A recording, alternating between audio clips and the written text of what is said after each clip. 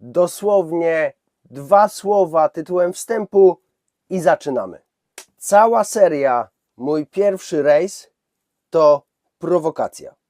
Sposób, w jaki przedstawiam swoją osobę, opowiadając tą niesamowitą historię, to mój wyraz buntu przeciwko hipokryzji w polskim żeglarstwie morskim. W moich filmach dokładam wszelkich starań, by sprawiać wrażenie oderwanego od rzeczywistości. Wiem, że w oczach wielu popełniam w ten sposób medialne samobójstwo. Jestem tego świadom. A mimo to uważam, że warto. Mój pierwszy rejs to dowód na to, że można mówić o swoich doświadczeniach morskich, nie robiąc z siebie jednocześnie nadczłowieka pozbawionego wad. Bez tworzenia pozorów wieloletniej, nieskazitelnej praktyki morskiej. Bez ukrywania własnej niedoskonałości. Ja świadomie unikam odniesień do mojej faktycznej wiedzy, faktycznych umiejętności, by celowo pogłębić negatywny odbiór mojej osoby.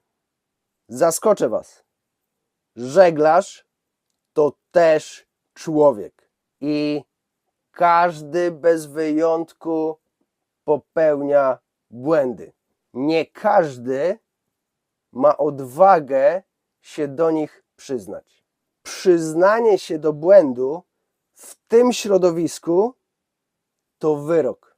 Drodzy widzowie, w moich filmach świadomie irytowałem frywolnym podejściem do istotnych tematów bezpieczeństwa. To nie przypadek, że wielu ludzi związanych z żeglarstwem nie jest w stanie oglądać moich materiałów. Podejrzewam, że boli ich nawet myśl o szczerym podejściu do samego siebie. Tym bardziej źle znoszą przejaw mojej szczerości. Roszczę sobie prawo do popełniania błędów, do bycia niedoskonałym, ludzkim i autentycznym.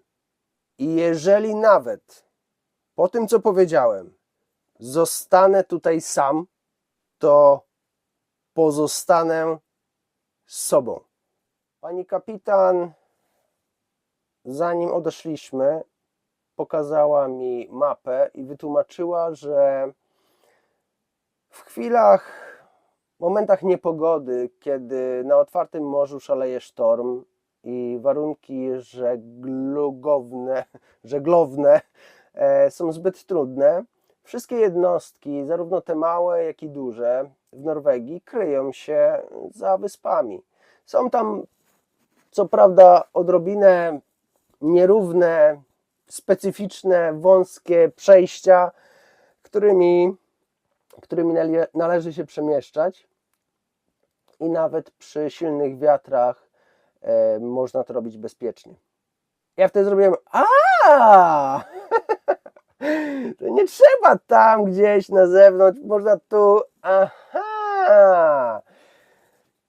Bogatszy o doświadczenia i o wiedzę.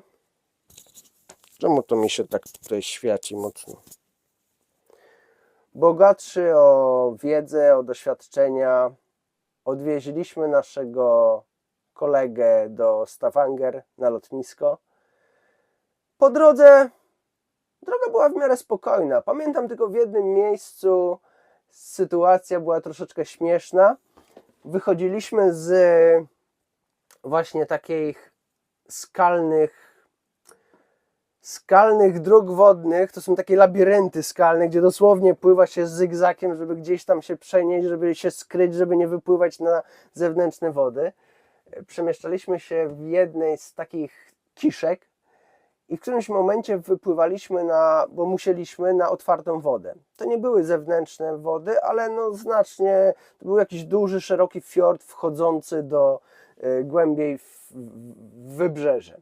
I my się tak poprzecznie na niego dostawaliśmy. I w tym momencie znowu już widziałem z daleka, że wychodzimy na silne zafalowanie, że tam pojawia się znowu ta fala przyboju i ja natychmiast zdjąłem gaz z manetki i zacząłem szukać, mówić chłopakom, dobra, słuchajcie, to jutro popłyniemy do tego Stavanger, a dzisiaj szukajcie tutaj jakiegoś portu, coś gdzieś wjeżdżamy.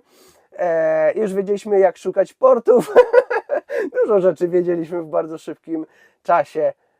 A oni na mnie jak naskoczyli. Oni, gdzie to płyń, jedziemy. Ja mówię, ale tam jest fala. Nie ma, że fala, jedziemy. Ja chciałem się zachować rozsądnie. Oni, nie ma tam, jedziemy, tam fala, daj spokój. Nie wiem, co mieli oni w głowie, ale tam nie ma, że fala, jedźmy, mieliśmy plan dojechać, to jedziemy. Chłopacy nie rezygnowali z pomocy. Nic z tych rzeczy.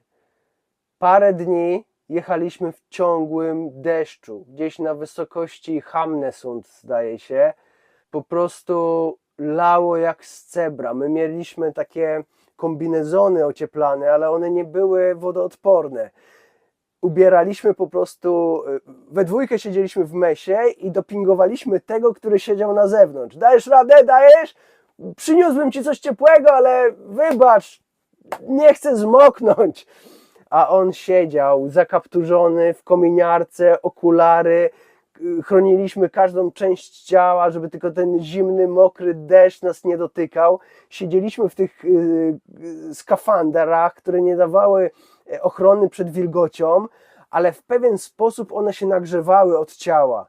I jak ten kombinezon sztywny od wilgoci opuszczał jeden osobnik, to z pewną niechęcią, ale jednocześnie świadomy, że to jest najlepsze rozwiązanie z możliwych, suchy osobnik wchodził w mokry skafander, zapinał się, szedł tam, siadał za sterem i dalej jechał. Tak wyglądała nasza podróż. Nadal nie była luksusowa, ale wszyscy się bardzo starali. Chyba nawet układaliśmy szanty, piosenki. Raz jeden płynęliśmy, też chyba blisko Hamnesund. Tam jest taka sytuacja, że trzeba lewą burtą płynąć blisko lądu, a po prawej burcie rozgrywa się dosyć spory ruch. I w którymś momencie, jak patrzę, jedzie prosto na nas znowu statek. No, świeci się dwoma zielone i czerwone światełko, prosto na nas bucha. Już jest tak blisko, że ja w zasadzie nie widzę, nie widzę jego, nie wiem, no nawet już nie idzie dawać znaku, po prostu widzę dziób i to jest wszystko, co widzę z tego statku.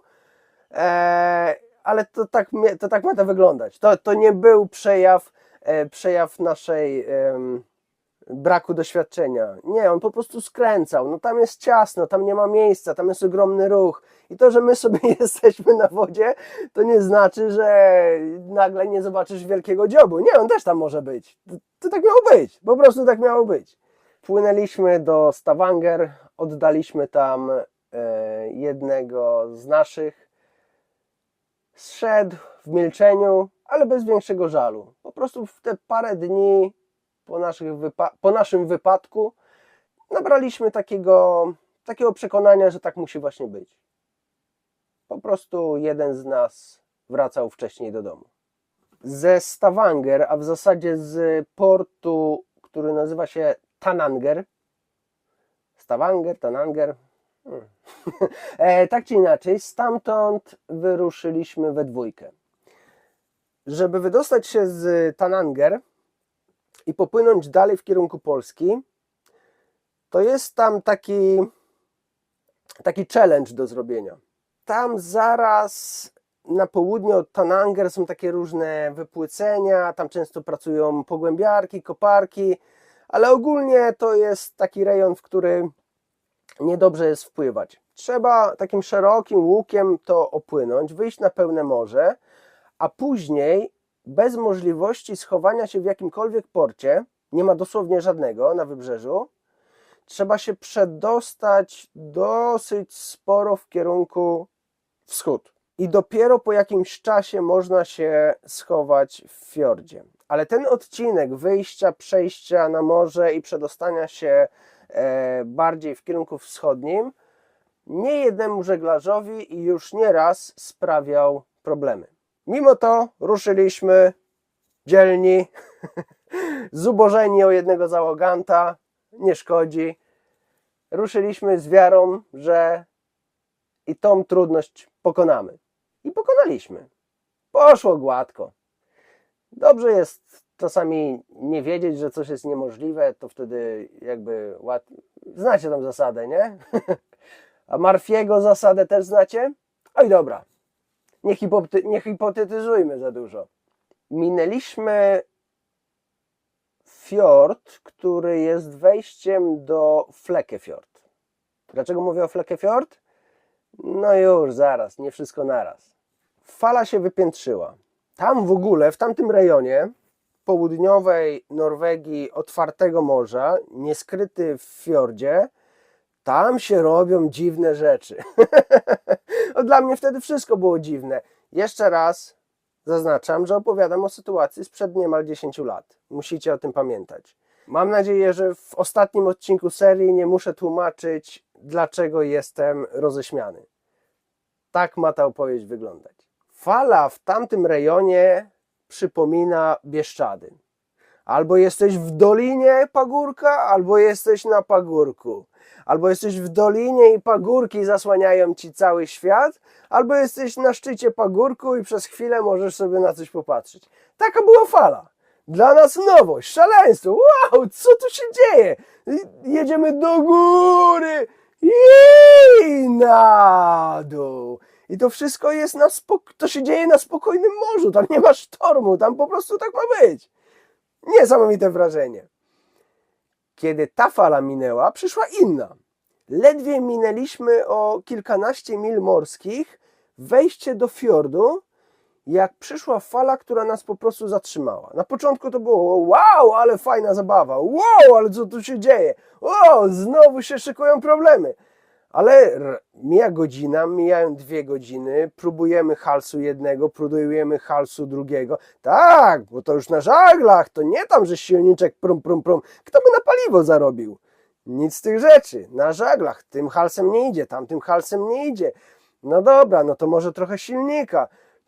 Też niewiele się dzieje, ciągle stoimy w miejscu, my się nie przesuwamy, no niby płyniemy. Dobra, Wojtek, to jest czas na decyzję. Mówię do kumpla, słuchaj, nie damy rady. Bardzo to odkrywcze. Myślę, że on też już to wiedział. To jest zawsze taka ciężka decyzja z tym nie damy rady. Mnie gonił czas. Ja chciałem dopłynąć do Gdańska, do Gdyni w odpowiednim przedziale czasu. Ja miałem bilet powrotny kupiony, ja nie mogłem się obijać. Więc w momencie, kiedy ja jestem pośrodku morza i ono mi mówi, nie puszczę cię dalej, to kilkanaście mil wrócić gdzieś, no ciężkie serce, to nie są łatwe decyzje. Zawróciliśmy, a wcześniej ten kolega, żarłok straszny, on zjadał wszystko, jego najtrudniej było utrzymać. Kiedyś sobie zrobiłem cebulę surową i smażoną, on się upierał, że on chce surową, że on lubi surową. Zjadł swoją surową i zeżarł moją smażoną. On wszystko żarł. Taki żarłok z niego był. I on gdzieś w międzyczasie znalazł informację, że jakaś para ludzi we Flekkefjord zaprasza na pierogi. Pozdrawiam z tego miejsca. Pako. O tobie jeszcze będzie w tym odcinku.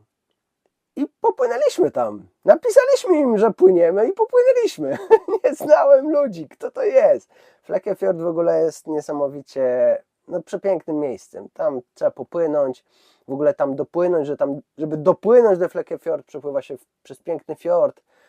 Ludzie mają garaże z motorówkami opuszczanymi prosto tak, takie garaże, gdzie motorówka wpływa na takie cusie i to robi tak i wsuwa, drzwiczki otworzyłem, i wsuwa ich motorówki do garaży, że jak jest niepogoda, to on sobie, w ogóle to trzeba zobaczyć, To jest fajne miejsce. Tam dzieci do szkoły chyba kajakami pływają. Nie wiem, jak to jest zorganizowane, ale po prostu na tych wszystkich skalistych wysepkach tam toczy się życie, takie normalne, nie na wakacje. Tam ludzie żyją, jeżdżą do pracy motorówkami.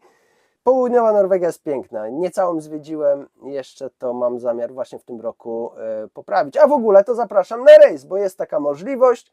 Teraz chwila autoreklamy, blog autoreklama. Jest rejs, robię rejs. Między innymi właśnie płynę w rejony południowej Norwegii. Zamierzam spędzić w tych fiordach, pomiędzy tymi wysepkami mnóstwo czasu.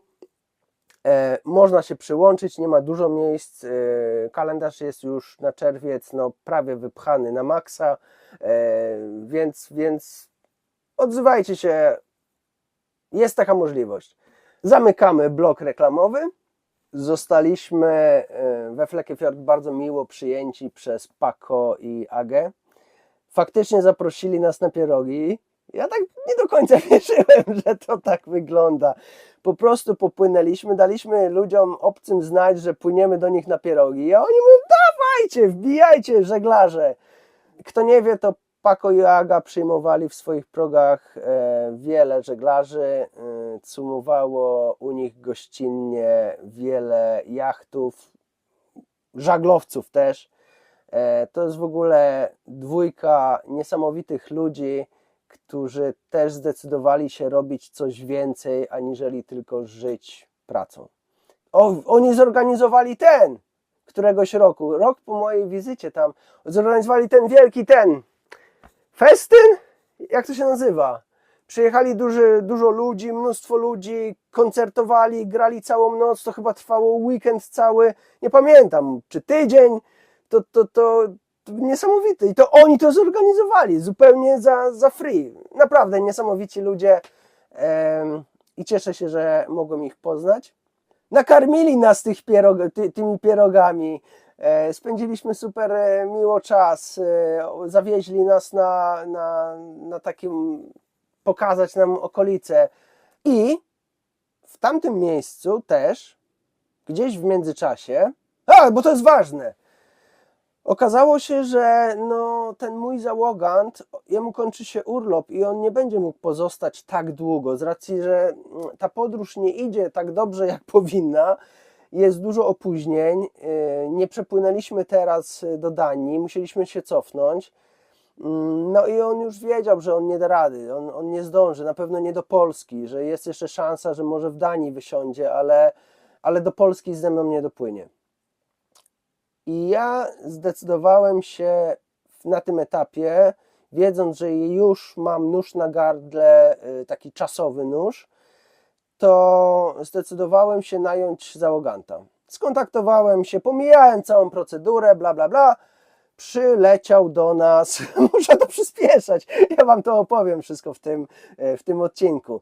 Przyleciał do mnie wynajęty człowiek.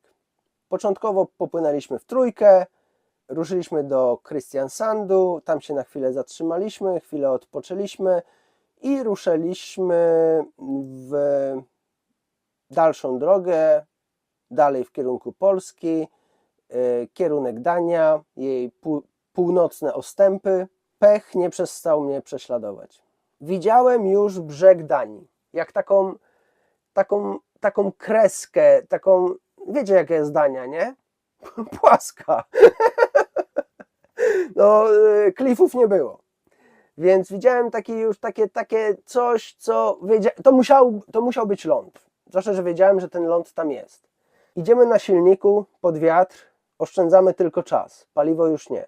W którymś momencie rozbrzmiewa się taki uszobolesny pisk kontrolki. Coś się świeci na czerwono. Silnik chodzi, bla bla bla bla bla bla bla. Co tu się dzieje? Patrzę, jak to możliwe? Brak ładowania. Nie mamy prądu. Znaczy trochę jeszcze mamy, ale niedługo się skończy. Zatrzymałem silnik, weszliśmy w dryf i szybka narada. Co robić? Dania jest tak blisko, ale pod wiatr. Nie dopłyniemy. Właśnie przepłynęliśmy w poprzek Morze Północne, przedostaliśmy się z Norwegii do Danii niemalże i właśnie padło nam ładowanie. Szybka kontrola, co się dzieje? Może pasek? O, pasek, może tak, pasek to coś wymyślimy. Nie wiem, czy mam zastępczy, ale z gaci coś zrobię. Pasek załatwimy. Nic z tego. Alternator mocowany jest na śrubach. Kilku. Jedna z nich pękła. Ta główna, ta najważniejsza, największa, najgrubsza. Po prostu się ułamała. Alternator wisi o tak. Nie było nad czym analizować wiele. No, postawiliśmy żagle i wyobraźcie sobie, że wróciliśmy do Norwegii. A byliśmy już tak blisko. Tyle czasu zmarnowanego. A my z wiatrem, bez napędu dodatkowego, wracamy do Kristiansand. Będąc już bliżej brzegu, zadzwoniłem jeszcze raz na radio Wybrzeża. Poinformowałem, że nie mamy napędu, idziemy na żaglach, chcemy stanąć w Kristiansandzie, że nie mam umiejętności, które pozwoliłyby mi na bezpieczne wejście do portu na żaglach. Przyznałem się po prostu, że nie potrafię tego wykonać.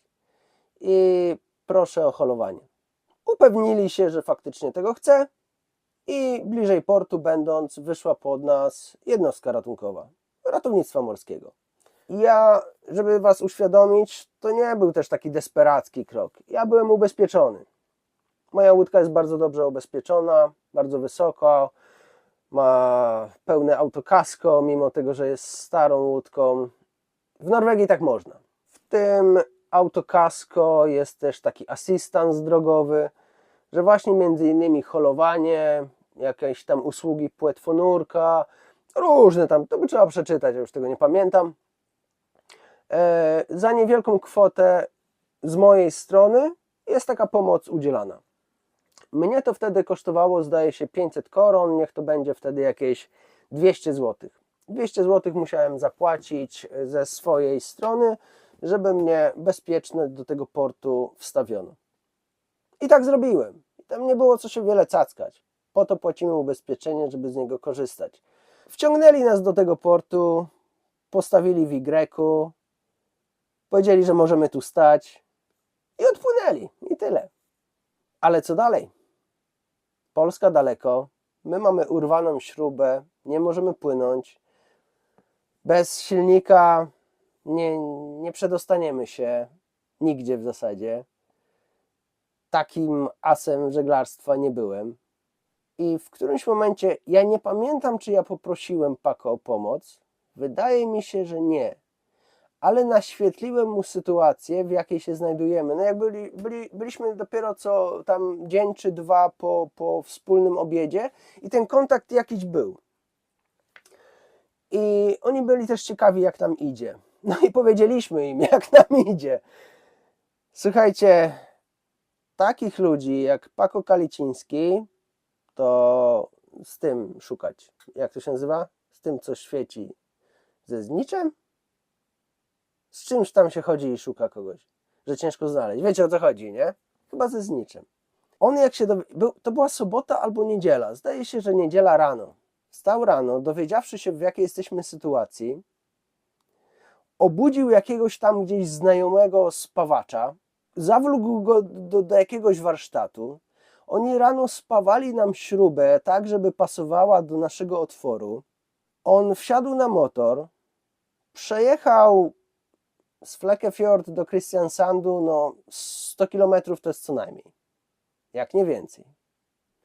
Wsiadł na motor, zrobił w jedną stronę 100 km i przywiózł nam śrubę i nakrętkę i podkładkę, a my w tym czasie wkrętarką rozwiercaliśmy powoli tą naszą śrubę starą, żeby móc ją w jakiś sposób wykręcić, bo ona była złamana, ale w gwincie. My ją tam wygrzebywaliśmy. Udało się. To trwało pół dnia. Nie wiem, to trwało chyba cały dzień.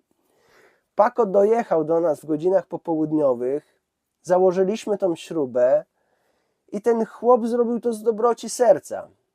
On pomógł żeglarzom w potrzebie. Przecież nie musiał tego robić. Ja za to, co on zrobił, to ja jestem mu wdzięczny do dnia dzisiejszego. Ruszyliśmy raz jeszcze. Już z silnikiem, już na żaglach. Ruszyliśmy w stronę Polski. W Kristiansandzie, po tym powrocie nieplanowanym, wyjechał do domu. Wyjechał do domu kolejny mój bazowy załogant. Dzielny mąż, godny polecenia. Chwalić i pisać pieśni o tym człowieku. Z pewnego źródła wiem, że czekając na samolot u naszej wspólnej znajomej na kanapie, mając tam do odlotu, zdaje się, dobę, przez tą dobę chłop cały czas spał. Budził się, żeby coś zjeść i spał. On nie ruszał się z kanapy.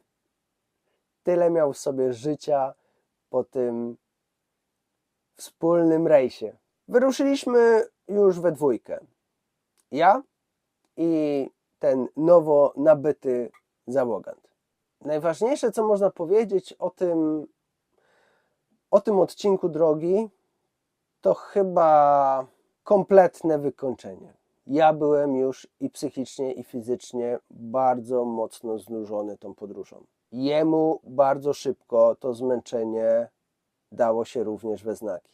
Płynęliśmy, zmienialiśmy się za sterem, spaliśmy na zmianę. On był doświadczonym żeglarzem, dlatego ja mogłem sobie pozwolić na więcej snu, ale z drugiej strony był tak irytującym żeglarzem. Musiałem to powiedzieć, zasłużył. Był tak irytujący, że no było ciężko. Słuchajcie, powiem wam jeszcze tylko parę słów o zmęczeniu. Bo naprawdę w czasie tej drogi nie działo się wiele. Po prostu płynęliśmy, jest łódka, woda, kierunek i jedziemy. Tam ostrzegali nas instruktorzy ze szkoły, że mamy płynąć blisko brzegu, gdzieś tam przy Szwecji, że zawsze bezpiecznie. Strzałka i do domu, tam gdzie przy brzegu, bezpiecznie, to nasz profesjonalizm to była gwarancja najwyższego bezpieczeństwa. Gdzie tam środkiem Morza Północnego i heja, strzałka, cieśnina, no ciężko w cieśninę nie trafić, wjechaliśmy, tam nas straszyli, że tam jakieś straszne rzeczy na nas czekają. A cieśnina, to powiem wam szczerze, cieśnina wygląda duńska jak jezioro. Tam się pływa jak na jezioro. Tam nie ma fali, tam nie ma wiatru, tam wszystko jest osłonięte, jest płytko i jest mnóstwo wędkarzy. I w jednym miejscu pływają takie dwa wielkie promy. Robią tak. Przechodziliśmy, zbliżamy się do portu właśnie, tam gdzie one tak właśnie pływają. Nie pamiętam miast, no ale to jest pomiędzy Szwecją a Danią, taki bardzo krótki odcinek wody i to po prostu, nie wiem, pewnie mieszkają w Danii, a pracują w Szwecji albo na odwrót. No i to wygląda jak jedno miasto, to jest rzut kamieniem z jednej strony na drugą stronę.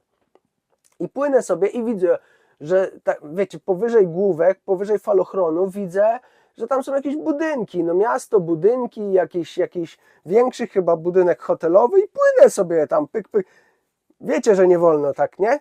Nie wolno płynąć blisko główek równolegle do falochronu. Trzeba być albo wystarczająco daleko odsuniętym, tak żeby spokojnie móc zajrzeć w te główki, a jednocześnie być widocznym. No, to wiecie, że tak trzeba. No to dobrze, ja też już wiem. I ja płynę, mijam pierwszą główkę i się okazuje, że to nie hotel. To, co myślałem, że jest hotelem, to prom. I on właśnie ruszył. W tył zwrot rura. Nie ma tematu, proszę bardzo, śmiało, proszę płynąć. Tam jest jak winda, tam jak masz przepłynąć, to jakbyś między dwoma wahadłami miał w tym jednym momencie się wcisnąć. A te promy to nie są łódeczki, to są wielkie, nie wiem, to są oceaniczne jakieś promy, no ogromne, po prostu ogromne, jak bloki. I taki blok nagle wysunął się z główek i Dobra, nie ma tematu. To tyle, jeżeli chodzi o bezpieczeństwo na morzu i pamiętajcie, nie wolno płynąć wzdłuż, wszyscy wiedzą, ja też, ja propaguję. Przepłynęliśmy te cieśniny, później pamiętam, że jeszcze mi kazali, no bo mieliśmy jakby takie wsparcie brzegowe, które robiło bla bla bla, trzeba być bezpiecznym. No byliśmy bezpieczni, już mieliśmy za dużo w sobie profesjonalizmu, żeby być w niebezpieczeństwie. Tacy byliśmy bezpieczni. Cały czas, niemalże cały czas płynęliśmy, żeby was nie skłamać. Nie, my cały czas płynęliśmy. O, właśnie, mieliśmy takie zaległości, że odkąd wypłynęliśmy z Kristiansandu, to płynęliśmy we dwójkę non-stop. 24 na dobę. Żadnych portów. Port był jeden, poszliśmy się wykąpać i zrobić zakupy.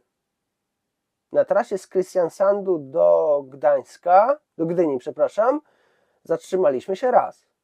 A tak to był cały czas droga. Tylko zmiany. To była masakra. To była po prostu dla organizmów, dla psychiki masakra. Ja wam teraz powiem, jak bardzo byłem zmęczony. Wypłynęliśmy już z Cieśnin Duńskich. Wiecie, że tam jest rondo? Ja byłem w szoku. Serio, jest rondo dla statków. Wypływam z Cieśnin Duńskich, patrzę, co tu się dzieje, patrzę na tu. Tu jest rondo i te statki naprawdę pływają w kółko i zjeżdżają. Nie ma cięcia na skróty. I wyobraźcie sobie, że ja byłem na tyle głupi, że tą małą moją żaglóweczką czułem się zobowiązany i ja jak dureń jechałem po wielkim okręgu, żeby dojechać do swojego zjazdu, żeby... Ale tylko raz tak zrobiłem. Wtedy, ten jeden, pierwszy. Ciąłem wszystko dookoła. No tragedia. Ale ja naprawdę nie żartuję, tam jest rondo. Tam sobie sprawdźcie na mapach. I nastawał poranek. Taka szarówka, może 3, 4 nad ranem. Trzymam ster i ja w którymś momencie widziałem, że ja wypływam na jezioro otwarte z Szuwarów. Dodam, że byłem na morzu.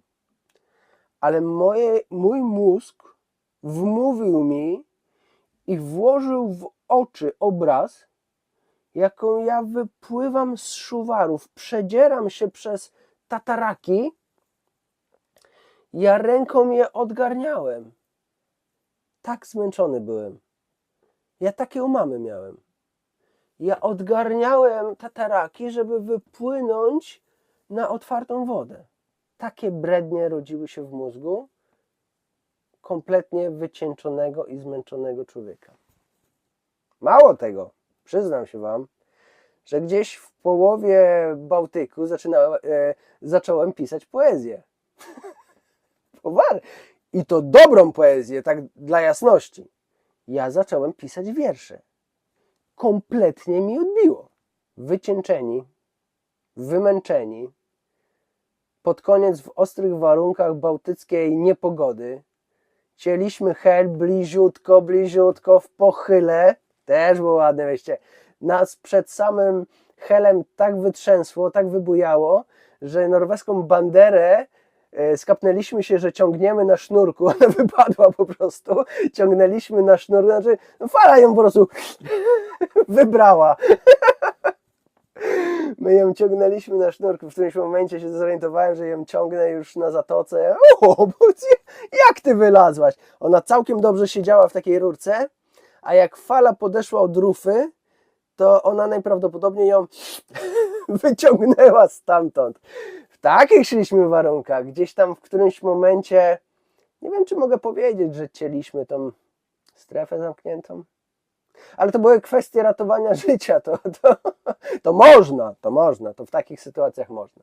Mój pomocnik, jak i ja, byliśmy kompletnie wycieńczeni. Ale ja wymyśliłem, że skoro dopłynęliśmy dzień za szybko, to popłyniemy nie prosto do Gdyni, tylko do Pucka. No to mam siostrę, to jeszcze odwiedzę siostrę. Wchodząc do portu w Pucku, okazało się, że akurat trafiliśmy na jakiś festyn i w porcie jest niesamowity ruch, bo tam jest dzień jakiejś tam, nie wiem, złotej rybki czy coś takiego. Nie wiem, oni coś tam łowią, coś tam jedzą, ogólnie wielki festyn. I po prostu cały port był zasypany mrowiem ludzi, małych rybackich łódek, które nie zważając na jakiekolwiek przepisy ruchu wodnego, po prostu śmigały wszędzie. Słuchajcie, no to nie koniec moich problemów. Wchodzimy do tego portu powolutku, ostrożnie. Ja jestem na desancie, kolega przy sterze i wchodzimy do tego portu i słyszę takie dziwne łup, łup, łup, łup. I to łup wydostaje się z mesy. To nigdy nie jest dobra informacja. To łup wydawało się, że to wał się odkręcił. Serio. Nie wiedziałem, co się dzieje, ale słyszałem, bo byliśmy zmuszeni do manewrowania. Już wchodziliśmy w miejsce, gdzie chcieliśmy stanąć przy pomoście, jak władowała się tam jakaś mała łódeczka, bo oni teraz będą tam rozmawiać. To mój załogan dał wsteczny. Jak on dał wsteczny, to słyszę to łupanie i czuję, i wiem, że rodzi się kolejna tragedia i będzie źle. On dał do przodu i ten zgrzyt i to zężenie i ja mówię, zostań, ja mówię, idź do brzegu, podejdź. Zacząłem na niego krzyczeć, ja mówię, idź do brzegu, albo ja muszę, ja mówię, nic nie musisz, taranuj ich, idź do brzegu. A on zaczął manewrować i ja już byłem, on chyba zrozumiał, bo ja już ruszyłem do niego wściekły na twarzy, bo on mnie w ogóle nie słuchał. W ogóle to był problem.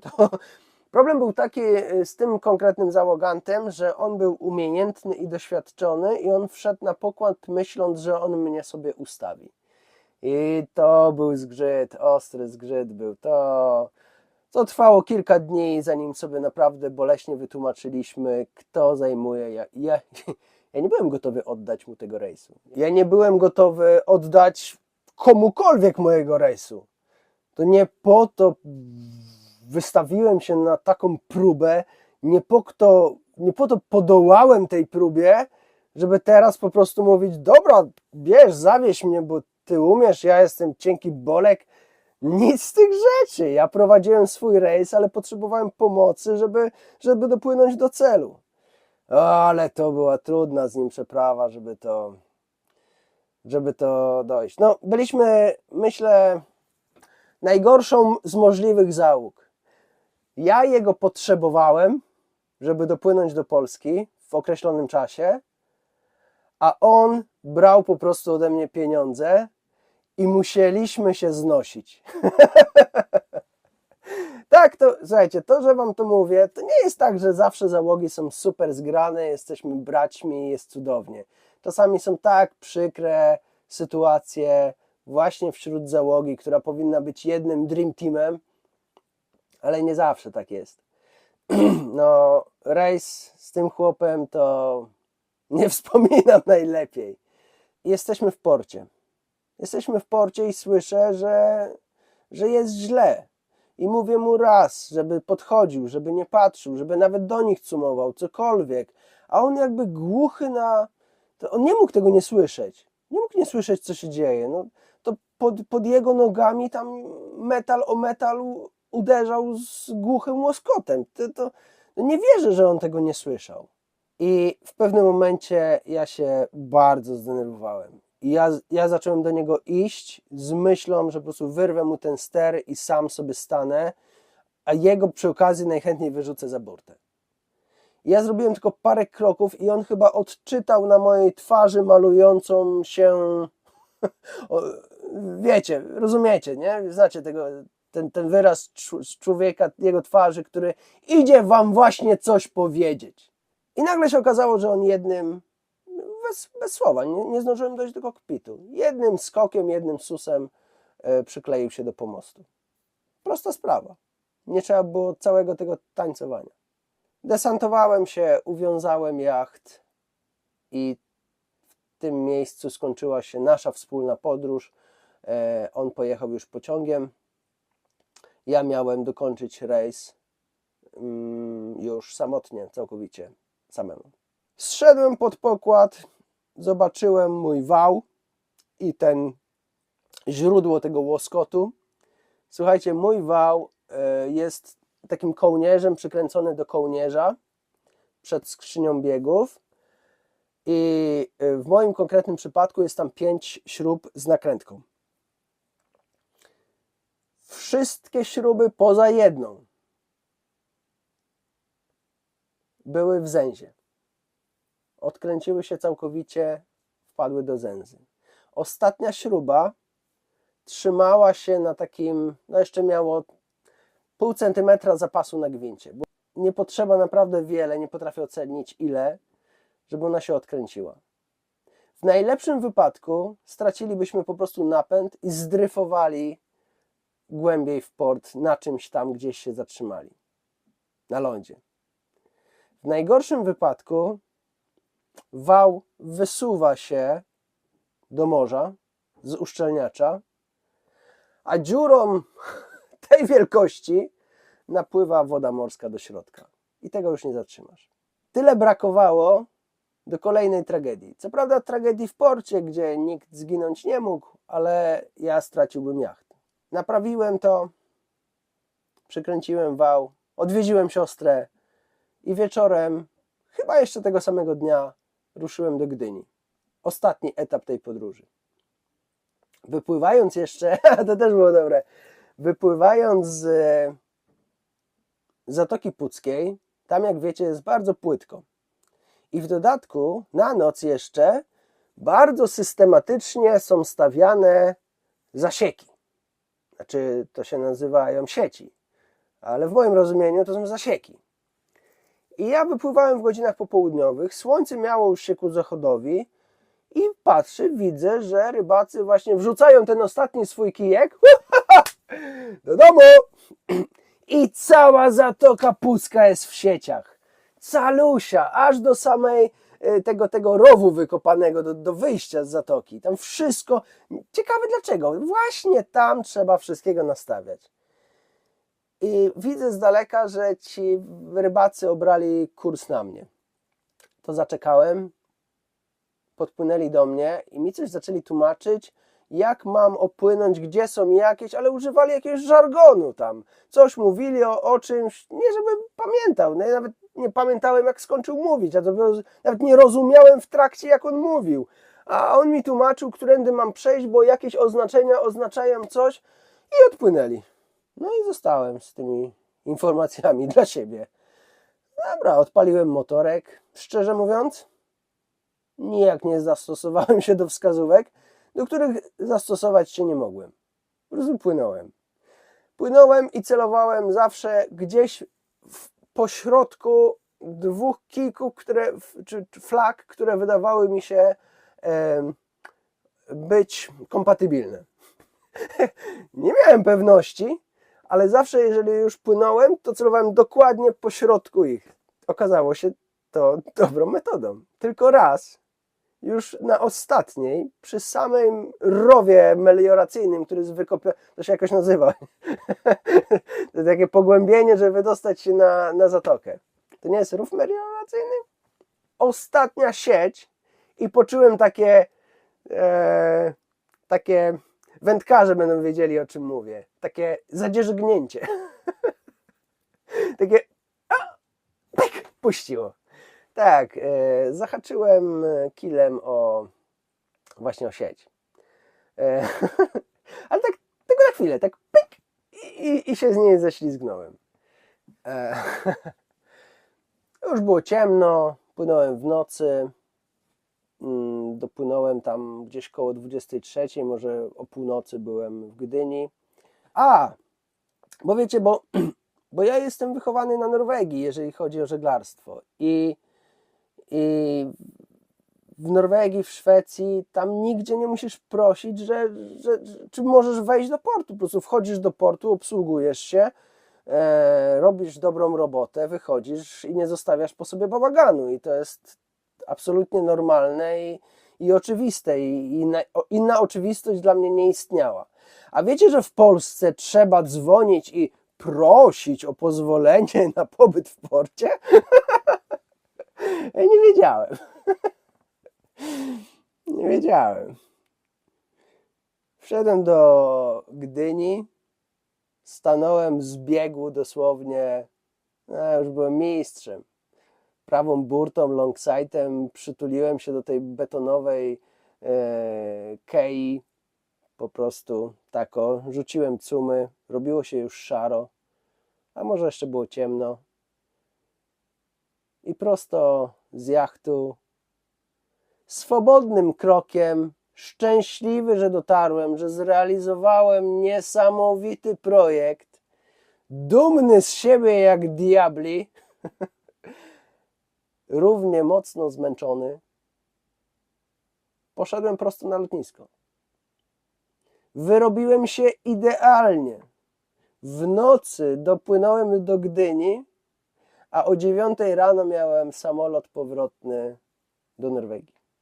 Jeszcze tylko 2 słowa, dosłownie 2 słowa i kończę. Jeżeli bliski waszemu sercu jest klimat takich podróży, takich niestandardowych wyzwań, to chciałbym wam zwrócić uwagę na człowieka, który może was jeszcze bardziej zmotywować do działania. Wojciech Chmielecki wraz ze swoim kanałem Sail Trump. Dla mnie to, co robi ten facet, to jest po prostu coś niesamowitego. Z takim zapałem i zażartością prowadzi starą, zdezelowaną łajbę, którą tak naprawdę powinno wyprowadzić się na środek akwenu i zatopić w ciszy nocy. On postanowił, że tę łódź sprowadzi, da jej nowe życie, robi w dzisiejszym świecie coś, na co niewielu ma odwagę.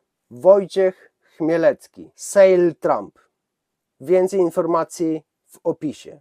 Ja wspieram.